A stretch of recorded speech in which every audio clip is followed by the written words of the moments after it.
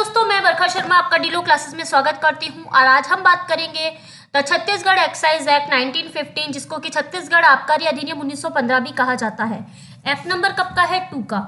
हम लोग कर रहे हैं छत्तीसगढ़ की माइनर सीरीज में हम लोगों ने रैंड कंट्रोल एक्ट कंप्लीट कर लिया है और इसी सीरीज को आगे बढ़ाते हुए हम पहुंच गए हैं एक्साइज एक्ट पर। एक्साइज एक्ट की जब हम बात करते हैं तो इसे कहा जाता है आबकारी अधिनियम। देखते हैं क्या क्या है इस एक्ट के अंतर्गत। तो सबसे पहले जब भी हम किसी एक्ट को स्टार्ट करते हैं तो उसके अंतर्गत हमको दी गई होती है इंडेक्स को देख लेते हैं, जिससे कि हमें पता चल जाता है कि इस एक्ट में हमको कौन कौन सी बातें बताई गई है। तो इसमें टोटल चैप्टर है 9 और टोटल सेक्शन है 69। ठीक है, सबसे पहले जब हम चैप्टर 1 की बात करते हैं तो वही होता है जो हर एक्ट का होता है, यानी कि प्रारंभिक 1 से लेकर 6 तक बात कर रहा है। चैप्टर 2 आ रहा है 7 और 7A स्थापना और नियंत्रण की बात कर रहा है। चैप्टर 3 बात कर रहा है 8 से 12 आयात निर्यात और परिवहन, इंपोर्ट एक्सपोर्ट और ट्रांसपोर्ट की बात की जा रही है। और विनिर्माण, कब्जा तथा विक्रय, मैन्युफैक्चर, पोजेशन और सेल वगैरह के बारे में जो बात कर रहा है वो चैप्टर 4 कर रहा है 13 से 24। चैप्टर 5 बात कर रहा है 25 से लेकर 27 तक शुल्क और फीस के बारे में। चैप्टर 6 बात करता है अनुज्ञप्तियां, अनुज्ञा पत्र तथा पास 28 से 33 तक। चैप्टर 7 क्या बात करता है 34 से 49 सेक्शन है, जिसमें बेसिकली अपराध और शास्तियां यानी कि ऑफेंस और पेनल्टी वगैरह जो भी होती है वो बताई गई है। 7A बात करता है, इसमें दे रखा है एक अकेला सेक्शन 49A जो बोल रहा है जीवन के विरुद्ध अपराधों के लिए शास्ति। नया चैप्टर जुड़ा हुआ है। अब देखते हैं चैप्टर 8 क्या बात करता है, अपराधों का पता चलाना, अन्वेषण तथा विचारण 50 से लेकर 61A तक बात करता है। चैप्टर 8A बात करता है 61B से लेकर 61F तक, अनुसूचित जो क्षेत्र होते हैं उनके लिए स्पेशल प्रोविजन दे रखे हैं।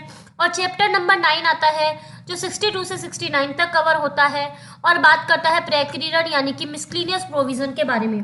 यहाँ पे वो पार्ट कवर होता है जो कहीं पे भी नहीं होता, यानी कि जो कुछ भी बचा कुचा होगा जो पहले नहीं आया वो इसके अंतर्गत आ जाता है। छत्तीसगढ़ आबकारी अधिनियम 1915 का है, एक्ट नंबर 2 है, 1915 में बना था, दूसरे नंबर पे बना था। इसका उद्देश्य क्या होता है? आबकारी विधि, आबकारी यानी कि एक्साइज एक्ट जो होता है उसको समेकित करने के लिए, संशोधित करने के लिए ये अधिनियम बनाया गया है। ठीक है, यानी कि उसमें अमेंडमेंट वगैरह करने के लिए, उसको लागू करने के संबंध में बनाया गया है। किसके लिए होता है? छत्तीसगढ़ यानी कि जो राज्य दे रखा है विशेष, उसमें मादक मदिरा और मादक औषधि के लिए, यानी जो आप शराब वराब देखते हैं ना, कई दुकानों पर मिलती है शराब की बोतलें होती है। ठीक है, ये बोतल हो गई, इसके साथ साथ पौवा वगैरह होता है उसके बारे में बात करता है। कोई औषधि वगैरह होती है, मादक औषधि, उनके बारे में बात करता है, उनके लिए बनाए। उसके अंतर्गत क्या होता है भाई? उनका आयात किया जाता है, इम्पोर्ट किया जाता है, एक्सपोर्ट किया जाता है, ट्रांसपोर्ट किया जाता है, विनिर्माण किया जाता है, विक्रय किया जाता है और कब्जे में रखने के लिए। इम्पोर्ट यानी कि लाया जाना, एक्सपोर्ट यानी कि भेजा जाना। फिर उसके बाद ट्रांसपोर्ट यानी कि विनिर्माण, परिवहन, मतलब कि जो जैसे पेटियां बनी हुई है, शराब की पेटियां वगैरह है, उनको एक स्थान से दूसरे स्थान पर लेके जाना। विनिर्माण यानी कि मैन्युफैक्चर करना, उनको बनाना। और विक्रय यानी कि उनको सेल करना।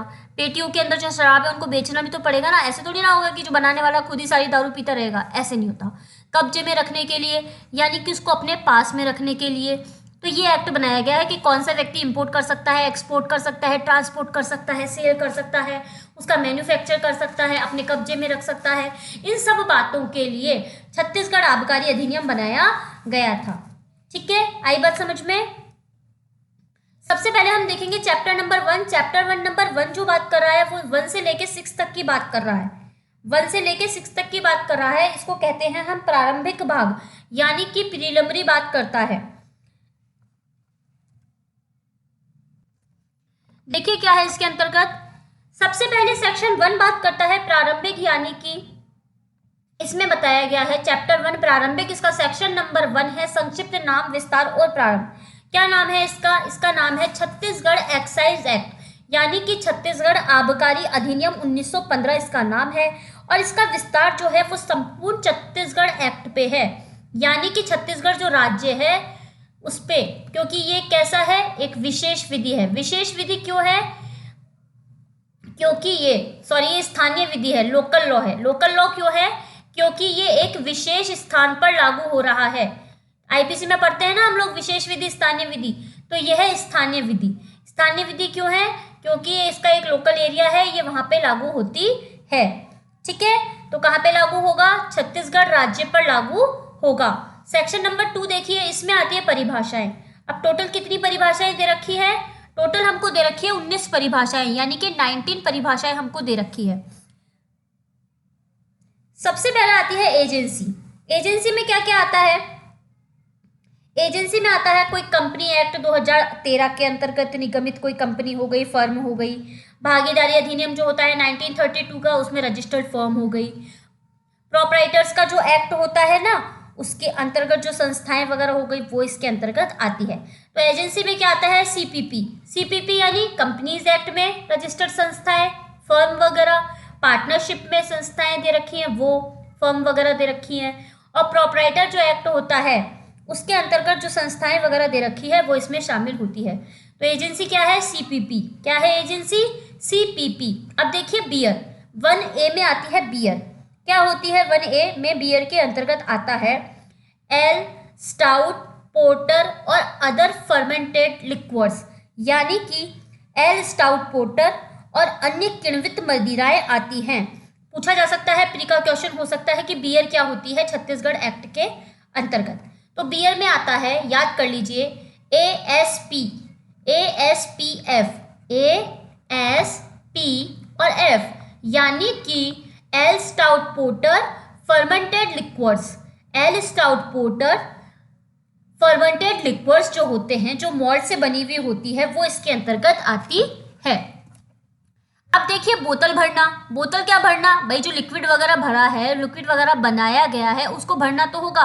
तो बनने के लिए, बनाने के बाद भरने के लिए इनको बोतलों में भरना, कोई पाउच जो पौवे बनाए जाते हैं उनके अंदर भरना, कोई पीपे में भरना।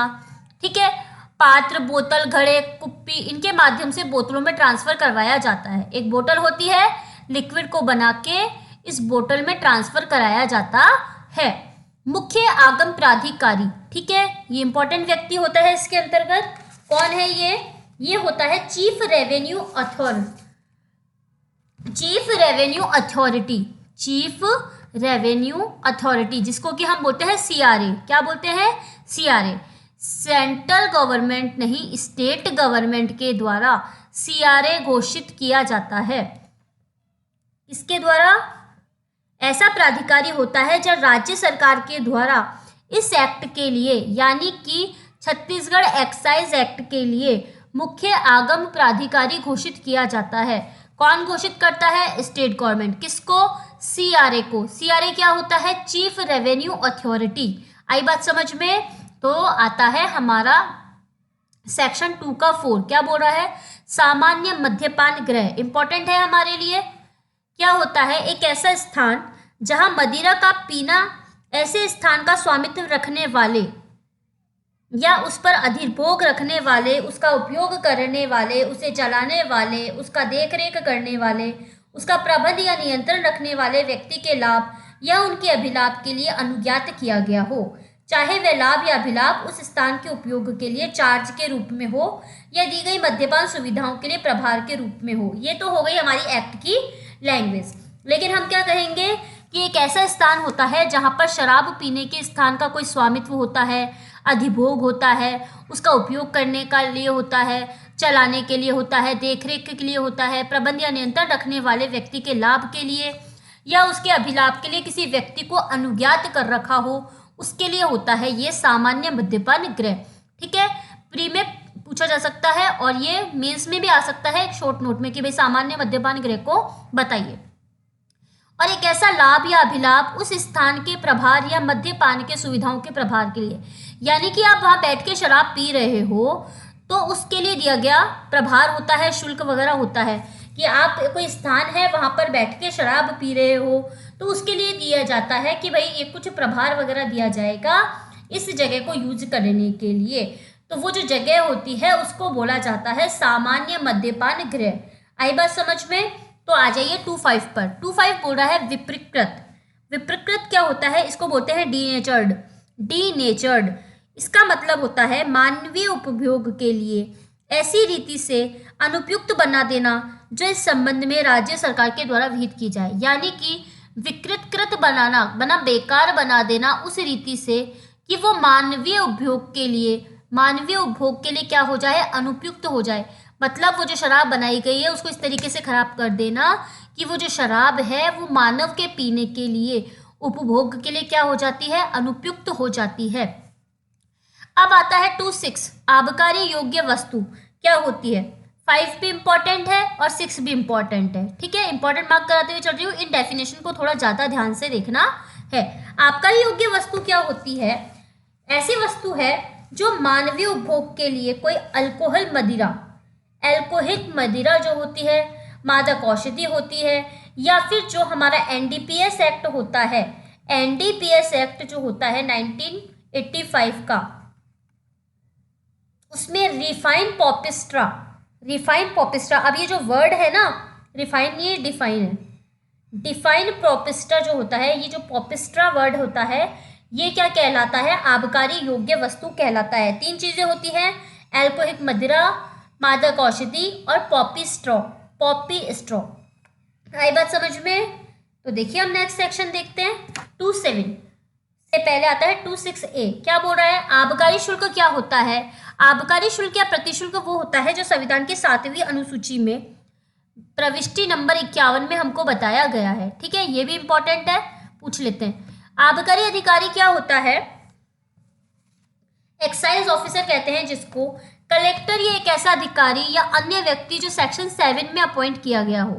कलेक्टर या एक ऐसा अधिकारी या अन्य व्यक्ति जो सेक्शन 7 में अपॉइंट किया गया हो, वो होता है हमारा ईओ, यानी कि एक्साइज ऑफिसर। आबकारी राजस्व क्या होता है, ईआर क्या होता है, इसको बोलते हैं हम एक्साइज रेवेन्यू। राजस्व से एक ऐसा शब्द है जिसमें इस एक्ट के अकॉर्डिंग जो मदिरा हो गई, यानी कि शराब हो गई, कोई मादक औषधि हो गई, उसके संबंध में कोई शुल्क लिया जाता है, फीस वगैरह लिए जाते हैं, कोई पेनल्टी वगैरह होती है वो दी जाती है। लेकिन इसमें क्या होता है, जो कोर्ट ने कोई फाइन वगैरह लिया होता है ना कि भाई ये फाइन लगाया गया, वो शामिल नहीं होता, ठीक है। तो जो अपवाद होता है वो हमारे लिए इंपॉर्टेंट होता है। तो ये देख लीजिएगा कि भाई कौन सी चीज इसमें शामिल नहीं है, शुल्क शामिल है, फीस शामिल है, शास्ति शामिल है, लेकिन इसमें कोर्ट ने अगर कोई फाइन वगैरह लगाया है वो इसमें शामिल नहीं है, ठीक है। कहाँ तक आ गए हम लोग, रेवेन्यू तक आ चुके हैं, जो कि होता है हमारा एक्साइज रेवेन्यू। अब देखिए 9 क्या बोल रहा है, निर्यात। निर्यात क्या होता है, केंद्रीय सरकार द्वारा यथा परिभाषित सीमा शुल्क सीमांत के आर पार न होकर अन्य प्रकार से राज्य के बाहर ले जाना। सेंट्रल गवर्नमेंट द्वारा परिभाषित सीमा शुल्क सीमांत के आर पार न होकर के अन्य प्रकार से क्या होता है, राज्य के बाहर ले जाना। ये मान लीजिए छत्तीसगढ़ का राज्य है तो इस राज्य से बाहर ले जाना निर्यात कहलाता है। अब होटल क्या होता है, होटल क्या होता है, एक ऐसा भवन या भवन का भाग जहां आवासीय सुविधा वाणिज्यिक उद्देश्य से मौद्रिक विमर्श हेतु प्रदान की जाती है, यानी कि पैसा लेने के लिए क्या किया जाता है, उसको दिया जाता है। भवन या भवन का भाग कोई आवासीय सुविधा हो गई या कोई व्यापार वगैरह करने के लिए, मौद्रिक विमर्श के लिए, तो वो जगह दी जाती है, ठीक है। 10th वाला पॉइंट हमारा विलुप्त हो गया, रिपील हो गया, हट गया है, ओमिटेड हो गया है, ठीक है। 10th से आप याद कर लीजिए ओमिटेड, ओमिटेड यानी कि हट गया। अब आयात होता है, 9 में पढ़ा था हमने निर्यात और 11 में पढ़ा है हमने आयात, तो 9 2 11 होते हैं, तो ऐसे करके आपके लिए ट्रिक हो सकती है। आयात क्या होता है, राज्य के भीतर लाना। ये छत्तीसगढ़ का राज्य है, इसके अंतर्गत कोई मादक औषधि वगैरह जो आबकारी योग्य वस्तु होती है उसको लेके आना। 11A बोलता है मादक द्रव्य क्या होते हैं, या तो कोई मदिरा होती है, शराब होती है, या मादक औषधि होती है। अब बोल रहा है मादक औषधि क्या होती है, तो इंटॉक्सिकेटिंग ड्रग क्या होते हैं, इंपॉर्टेंट है हमारे लिए। 11 भी इंपॉर्टेंट है, 11A भी इंपॉर्टेंट है, 12 भी इंपॉर्टेंट है। भाई मादक औषधि तो हमको पता होनी चाहिए ना क्या होती है अधिकतर। तो मादक औषधि होती है जो भांग वगैरह होती है ना, आप कई जगह देखते होंगे भांग का ठेका, तो वहां पे क्या होता है, वैसे भांग बेचना जो होता है ना अपराध में आता है, लेकिन क्या होता है गवर्नमेंट कुछ प्रतिशत भांगों को क्या करती है, कह देती है कि हाँ ठीक है तुम इतना प्रतिशत जो होता है भांग दे सकते हो। अभी शिवरात्रि गई थी, शिवरात्रि पर खूब लोगों ने भांग वगैरह पिए, होली पे लोग भांग वगैरह पीते हैं, ठीक है। तो क्या करता है गवर्नमेंट अलाउ करता है कि आप इतने % क्या होता है भांग बेच सकते हो और आप इतने प्रतिशत भांग खरीद सकते हो। तो जो मादक औषधि होती है इसमें होता है भांग के पौधे की पत्तियां, जिसको कि हम बोलते हैं कैनाबिस सेटिवाल। कैनाबिस सेटिवाल प्री में आ सकता है कि भाई भांग के पौधे को क्या बोला जाता है, कैनाबिस सेटिवाल कहा जाता है। छोटे डंठल, फूलने वाले सिरे, भांग और गांजा इसमें आता है। सेकंड वाला पॉइंट इसका ओमिटेड हो गया था, हट गया था। थर्ड नंबर पे आता है मादक औषधियों का मिश्रण, पेय आदि, ठीक है, और अन्य मादक या स्वापक वस्तु जिसे स्टेट गवर्नमेंट मादक औषधि घोषित करे। कौन सी स्टेट आएगी यहाँ पे? यहाँ पे आएगी छत्तीसगढ़। छत्तीसगढ़ का राज्य इसके अंतर्गत आएगा। आई बात समझ में? अब 13 की तरफ देखिए। 13 बोलता है मदिरा क्या होती है? तो मदिरा होती है द्राक्षिरा सार। द्राक्षिरा सार हो गया स्पिरिट ऑफ वाइन।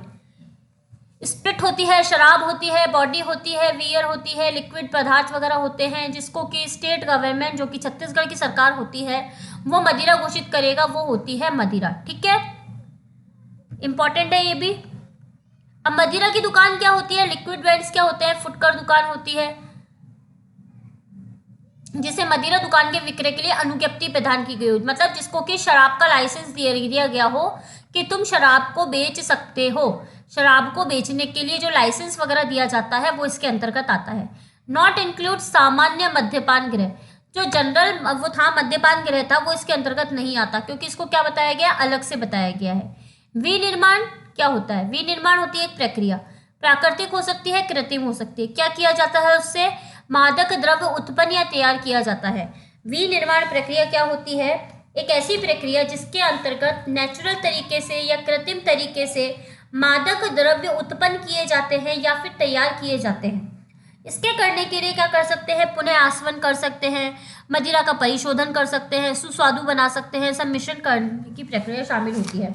इंग्लिश में देख लीजिए, manufacture includes every process whether natural और artificial by which any intoxicant is produced or prepared, and also redistillation and every process for the rectification, flavoring, blending और coloring of liquid। यानी कि क्या करते हैं?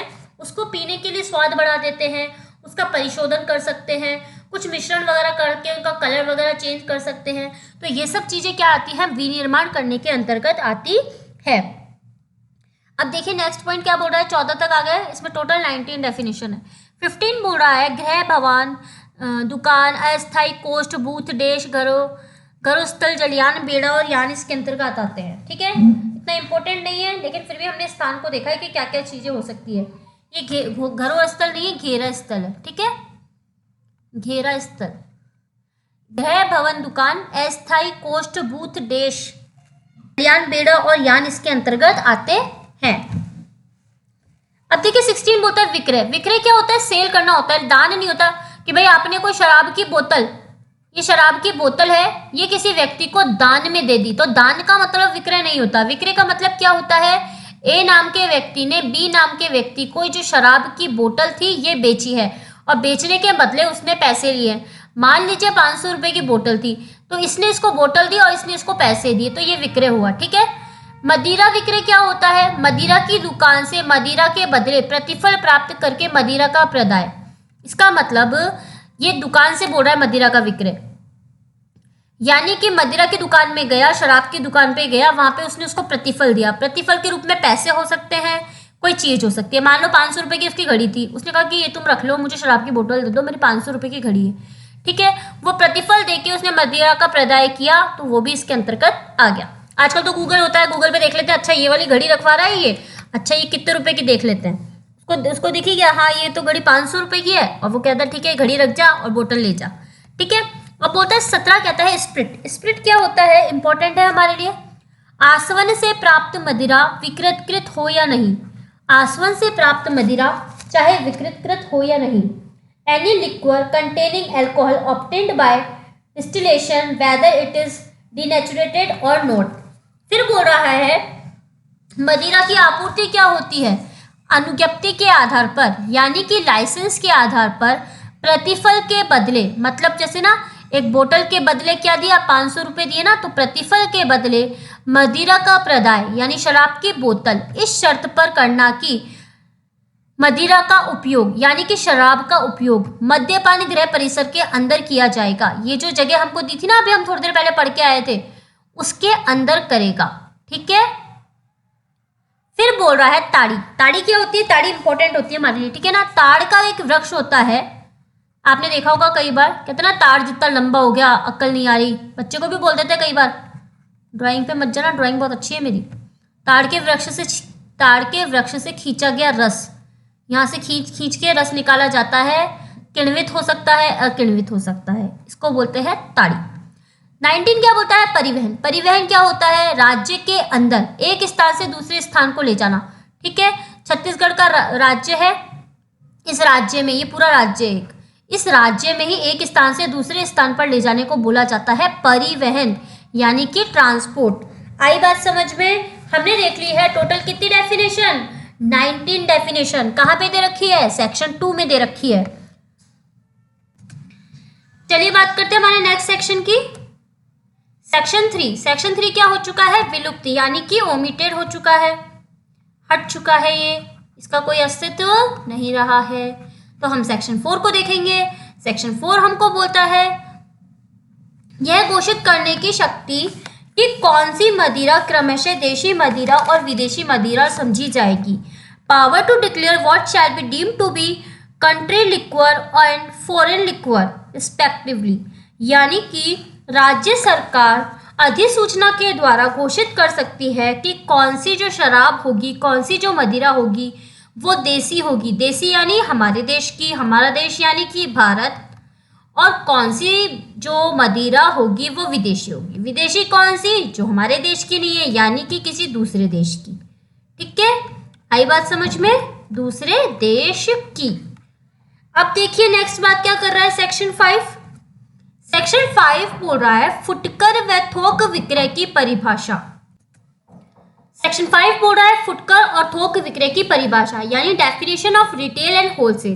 तो क्या होगा? जो राज्य सरकार होगी, स्टेट गवर्नमेंट होगी, पूरे राज्य के लिए, कौन से राज्य की बात की जा रही है? छत्तीसगढ़ राज्य की बात की जा रही है।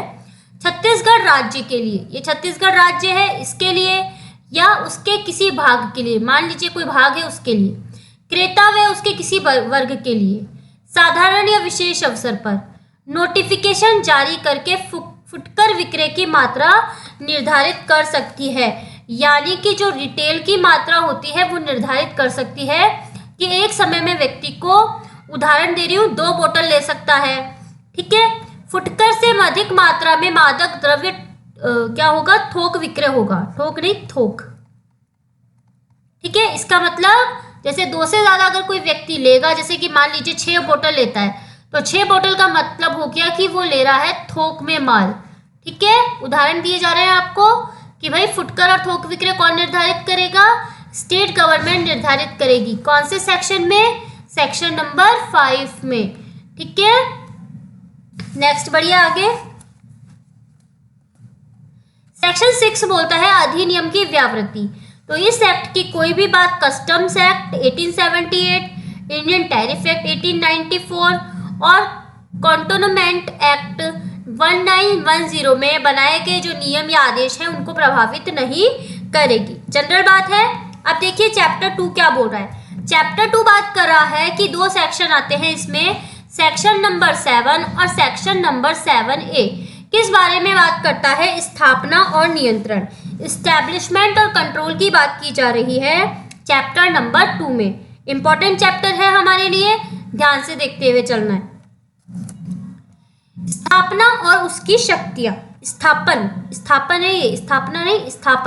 यानी establishment and powers thereof. तो क्या होगा? राज्य सरकार यानी कि छत्तीसगढ़ राज्य या उसके किसी भाग के लिए स्टेट गवर्नमेंट, कौन सी गवर्नमेंट है? छत्तीसगढ़ सरकार आबकारी आयुक्त नियुक्त करेगी। क्या नियुक्त कर रही है यहाँ पे? आबकारी आयुक्त नियुक्त करेगी, जिसको कि हम बोलते हैं excise commissioner. Excise commissioner appoint करेगी। ये क्या करेगा? स्टेट गवर्नमेंट यानी राज्य सरकार के नियंत्रण के अधीन रहते हुए आबकारी विभाग के प्रशासन और आबकारी आगम के संग्रह का अधीक्षण करेगा। क्या क्या करेगा?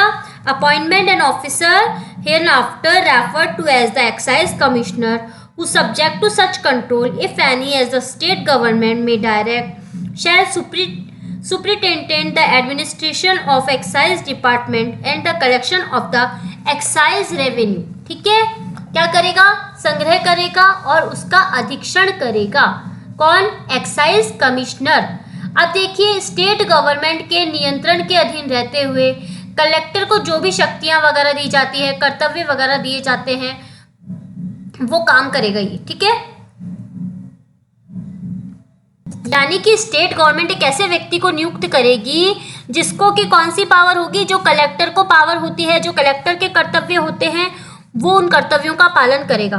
तो इसको, उसमें क्या होता है, कलेक्टर शामिल नहीं होता, कोई कलेक्टर से भिन्न व्यक्ति होता है, लेकिन इसको पावर कैसी होती है? कलेक्टर की तरह होती है।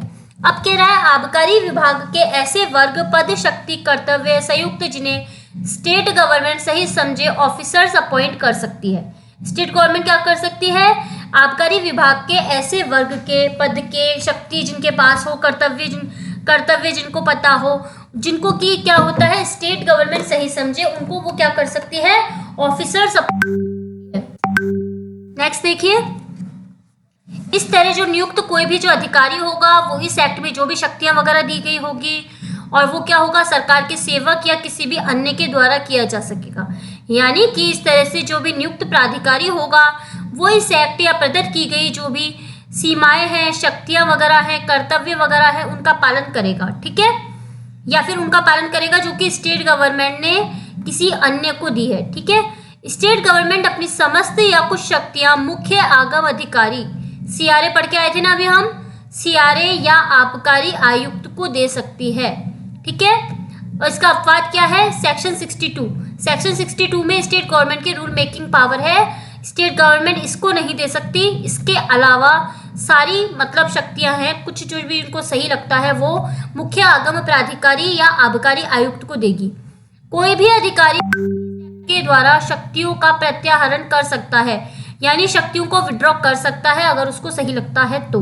मुख्य आगम प्राधिकारी, आबकारी आयुक्त या कलेक्टर, ऐसा कोई भी वर्ग जो नोटिफिकेशन के द्वारा बताया जाए, इस एक्ट के अधीन अपनी शक्तियों कर्तव्यों का प्रत्यायोजन कर सकता है, किसी और को दे सकता है, जो आबकारी आगम के बारे में उनके द्वारा यूज की जाती है।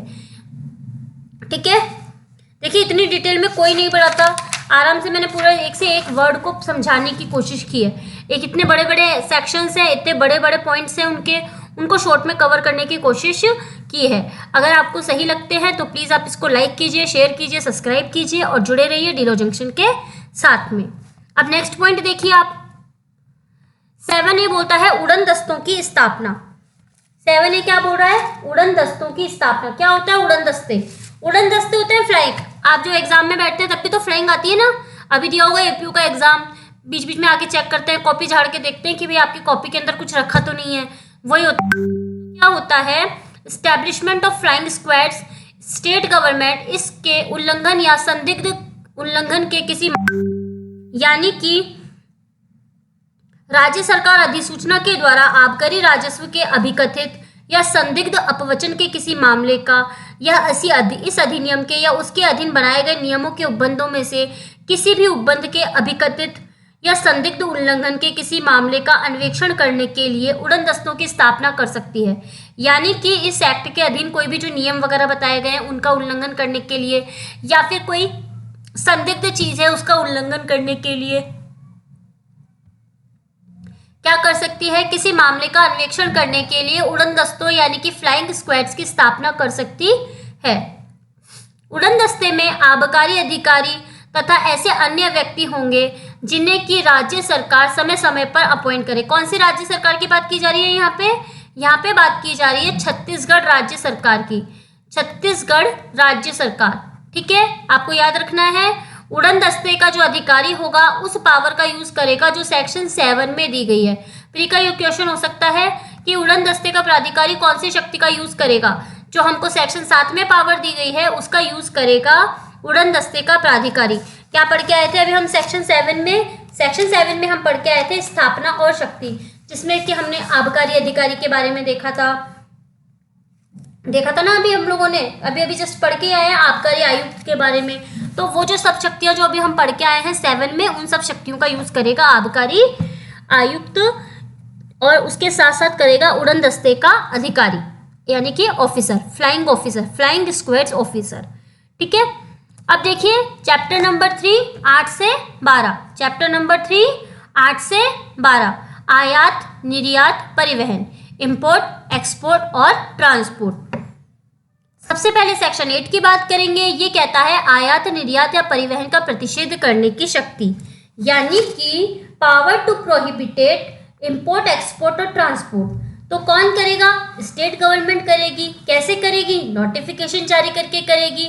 कहाँ के लिए करेगी? पूरे राज्य के लिए कर सकती है या उसके किसी भाग के लिए कर सकती है। ये हमारा छत्तीसगढ़ राज्य हो गया, इसके पूरे राज्य के लिए कर सकती है या इसके कोई भाग बने हुए हैं इनके लिए कर सकती है। क्या चीज कर सकती है? उसके किसी भाग में मादक द्रव्य के आयात निर्यात का प्रतिषेध कर सकती है। ना तो इसमें आएंगे मादक पदार्थ और ना इसमें बाहर जाएंगे मादक पदार्थ। किसी भी मादक द्रव्य के परिवहन का प्रतिषेध कर सकती है, यानी कि ये जो राज्य है इसी के अंतर्गत एक जगह से दूसरी जगह में ट्रांसपोर्ट करने का भी प्रतिषेध कर रही है, यानी कि परिवहन भी नहीं किया जाएगा। महुआ, बेसिया लेटिफोलिया, बेसिया लाजीफोलिया या किसी भी अन्य आधार के, ये कुछ नाम दे रखे हैं, इन आधार के जो मदिरा के विनिर्माण यानी कि मैन्युफैक्चर के लिए उपयोग में लाया जाता हो या लाया जा सके, प्रभावी नियंत्रण के लिए इफेक्टिव प्रोविजंस कर सकती है। ठीक है, अब देखिए सेक्शन 9 हमको बोल रहा है आयात, निर्यात या परिवहन पर निर्बंधन, यानी कि रेस्ट्रिक्शन ऑन इंपोर्ट, एक्सपोर्ट और ट्रांसपोर्ट। ठीक है, वहां पे क्या किया जा रहा था? प्रतिषेध किया जा रहा था। और यहाँ पे क्या किया जा रहा है? परिवहन पर निर्बंधन लगाया जा रहा है, रेस्ट्रिक्शन लगाया जा रहा है। तो स्टेट गवर्नमेंट मंजूर किए बिना किसी भी मादक द्रव्य का इंपोर्ट, एक्सपोर्ट व ट्रांसपोर्ट यानी नहीं किया जा सकता। यानी राज्य सरकार की मंजूरी के बिना किसी भी मादक द्रव्य का, है ना, क्या नहीं किया जा सकता? आयात, निर्यात या परिवहन नहीं किया जा सकता है। और शुल्क के संदाय के बाद, यानी कि कोई फीस वगैरह दी जाएगी उसके बाद ही, या संदाय के लिए कोई बंधनामा होता है, बॉन्ड वगैरह होता है, उसके एग्जीक्यूशन के बाद या फिर शर्तों के अनुपालन पर ही होगा। अन्यथा क्या होगा?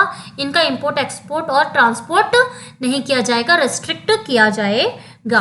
फिर सेक्शन 10 देखिए।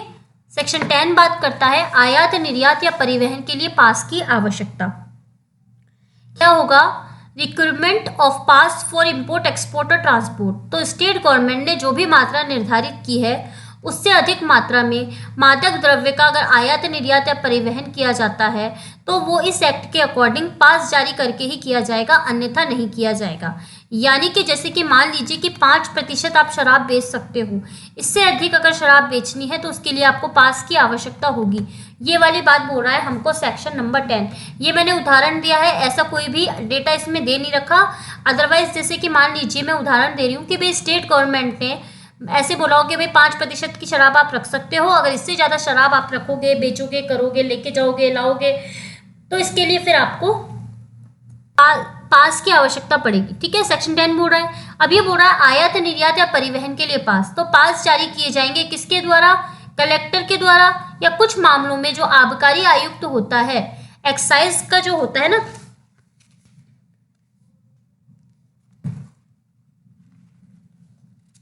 कमिश्नर, उसके द्वारा जारी किया जाता है। आबकारी आयुक्त होता है ना, इसके द्वारा भी जारी किया जा सकता है। तो कलेक्टर करेगा या एक्साइज कमिश्नर करेगा। ऐसे जो पास होते हैं वो निश्चित कालावधि यानी निश्चित समय के लिए या निश्चित प्रकार के मादक द्रव्यों के लिए होंगे। जैसे कि मान लीजिए कि क्या रखा है, बियर के लिए ये होगा, फलाना के लिए होगा, ढिमका के लिए होगा, ऐसे करके दे रखा है इन्होंने। तो उस चीज़ के लिए होंगे और निश्चित समय अवधि के लिए होंगे। जैसे कि भाई ये जो पास दिया जा रहा है ये 1 मंथ का पास है, 1 मंथ के बाद आपको उसको रिन्यू वगैरह कराना पड़ता है ना, वो चीज़ बोला है। विनिर्दिष्ट अवसरों तथा विशिष्ट पारेषण के लिए विशेष होंगे। जैसे कि मान लीजिए होली है, होली पे ज़्यादा शराब बिक रही है, ठीक है, तो कह रहेगा कि भाई विशेष अवसर है, विशेष मामले हैं, तो इनके लिए क्या होगा?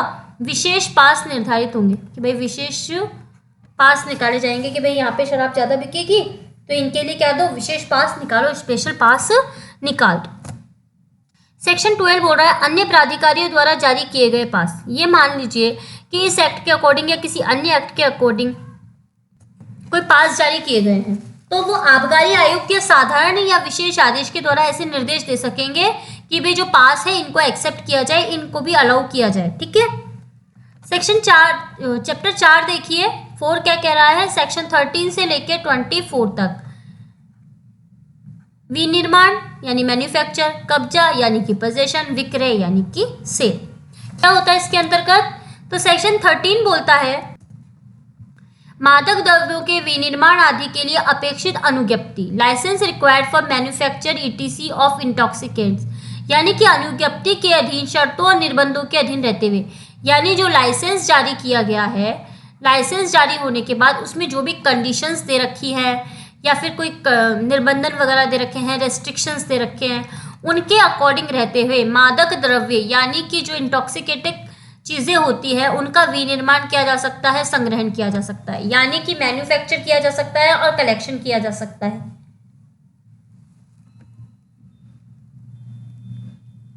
भांग के पौधे की खेती की जाएगी, ताड़ का जो वृक्ष होगा उसमें छेद करके ताड़ी निकाली जाएगी, मदिरा जो होगी यानी कि शराब वगैरह होगी उसको बोतलों में भरा जाएगा बेचने के लिए, डिस्टिलरी बोएंटी का निर्माण होगा या चलाई जाएगी, यानी जो डिस्टिलरी ब्रुअरी होती है, बोएंटी नहीं है, डिस्टिलरी और ब्रुअरी, डिस्टिलरी और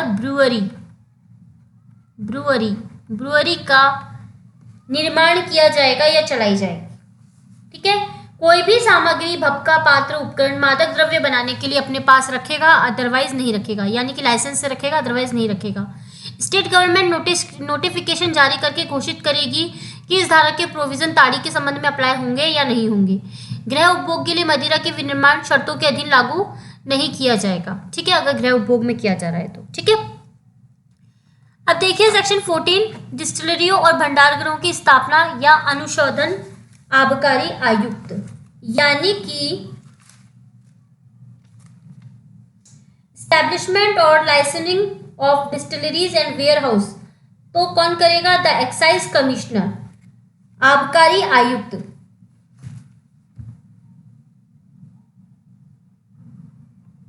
ये अनुज्ञापन है ना, अनुज्ञापन। तो आबकारी आयुक्त क्या करेगा? डिस्टिलरियों को स्थापित कर सकता है। सेक्शन 13 में जो मंजूर की गई लाइसेंस के लिए अनुज्ञप्ति वगैरह है उसके अकॉर्डिंग करेगा। स्पिरिट बना सकता है, इनको बंद कर सकता है। डिस्टिलरी और ब्रूअरी के क्या कर सकता है? विनिर्माण के लिए यानी उसको मैन्युफैक्चर करने के लिए लाइसेंस जारी कर सकता है। वेयर हाउस वगैरह की स्थापना कर सकता है, उनके लिए लाइसेंस दे सकता है। जो मादक द्रव्य का शुल्क के संदाय के बिना या फीस से निक्षेप रखा जा सकेगा, यानी कोई फीस या शुल्क वगैरह जमा कराएंगे तो उसका निक्षेप किया जा सकेगा। वेयर हाउस वगैरह है उनको बंद कर सकेगा, स्थापना भी कर सकता है, बंद भी कर सकता है। कौन कर सकता है? आबकारी आयुक्त कर सकता है। सेक्शन 15 कहता है डिस्टिलरी, ब्रूअरी, भंडारगृह के स्थान से हटाए जाने पर शुल्क का संदाय, यानी स्टेट गवर्नमेंट की सहमति के बिना उसको नहीं हटाया जाएगा जब तक कि शुल्क यानी कि फीस का संदाय ना किया गया हो, बंद पत्र का निष्पादन ना किया गया हो। फिर आता है सेक्शन 16, मादक द्रव्यों का साधारण तथा कब्जा। तो मादक द्रव्य के लिए कब्जे की मात्रा निर्धारित की जा सकेगी। कौन करेगा?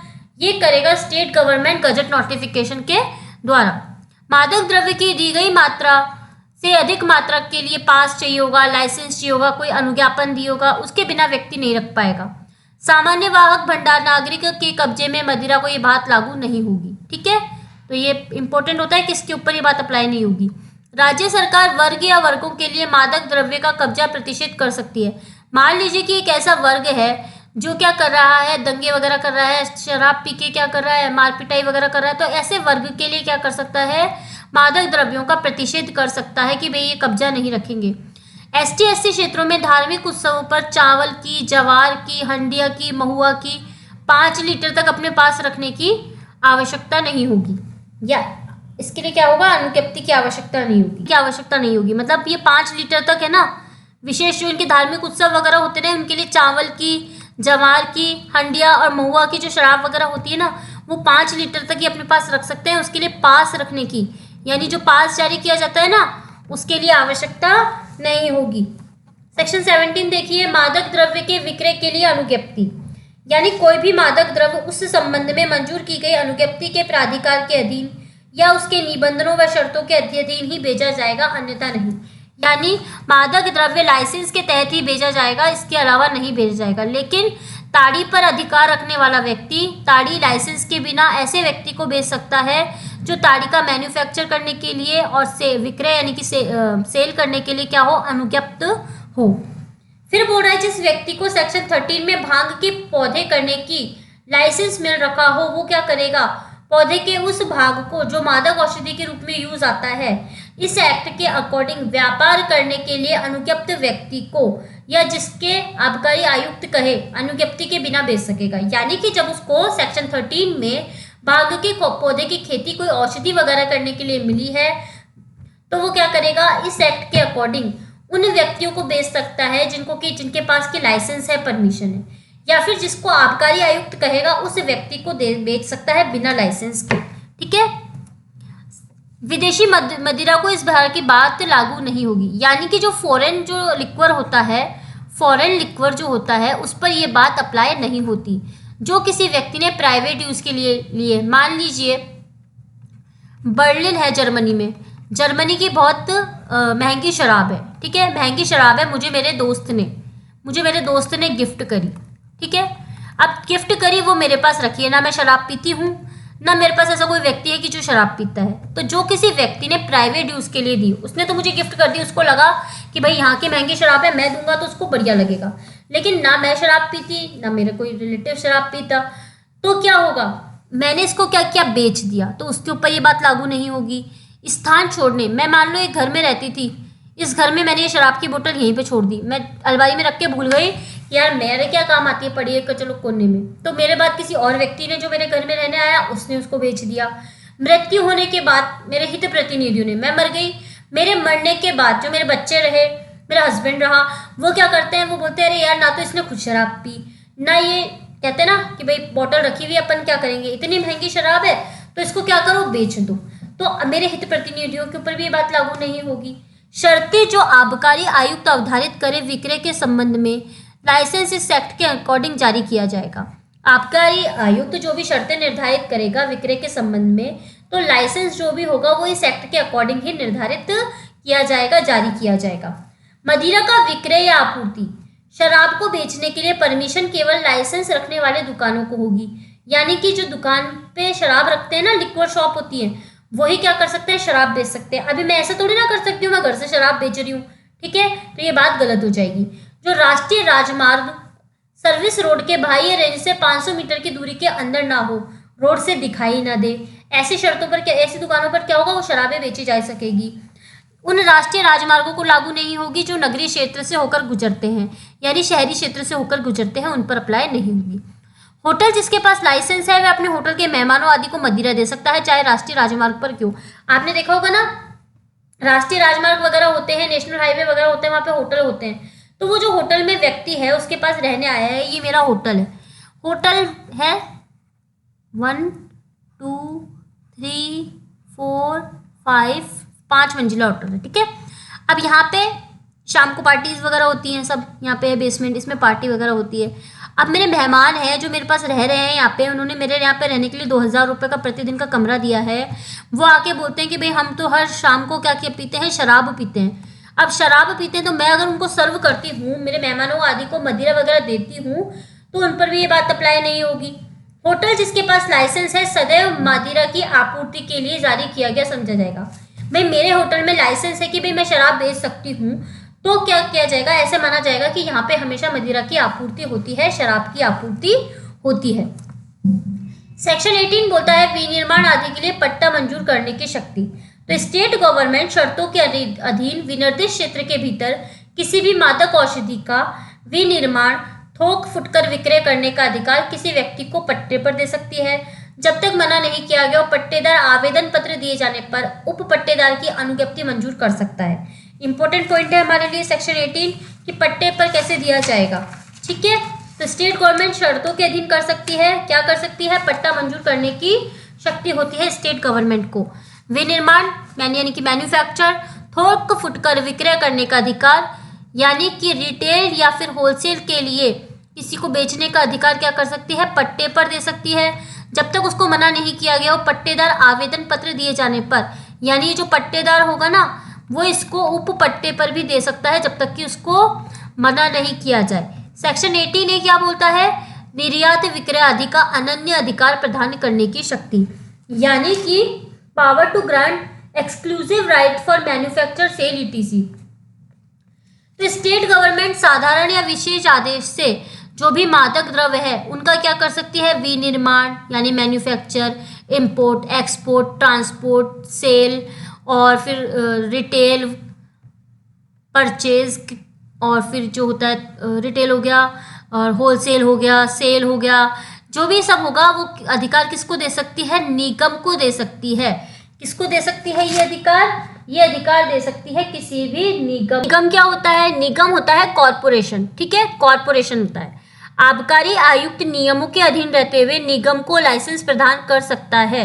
कौन देगा लाइसेंस? आबकारी आयुक्त, एक्साइज कमिश्नर। कैसे रह सकता है? जो भी रूल्स वगैरह बनाए गए हैं उसके अंतर्गत रहते हुए निगम को यानी कि कॉरपोरेशन को लाइसेंस प्रदान कर सकता है। निगम ऐसे लाइसेंस प्राप्त करने के बाद अपनी कोई इकाई, कोई शाखा, कोई गोदाम, कोई दुकान आदि वहां स्थापित कर सकता है, जहां पर कौन बताएगा? आबकारी आयुक्त बताएगा, एक्साइज कमिश्नर बताएगा।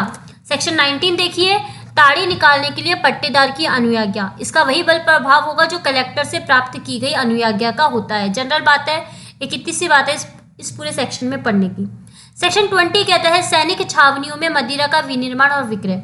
तो इतनी दूरी पर जितनी केंद्र सरकार यानी कि सेंट्रल गवर्नमेंट विहित करे, मदिरा के फुटकर विक्रय के लिए यानी कि रिटेल के लिए अनुज्ञप्ति यानी कि लाइसेंस समादेशक जो अधिकारी होगा, उनका जो सुपरिटेंडेंट ऑफिसर होगा, उसकी नॉलेज और परमिशन से की जाएगी, अन्यथा नहीं की जाएगी।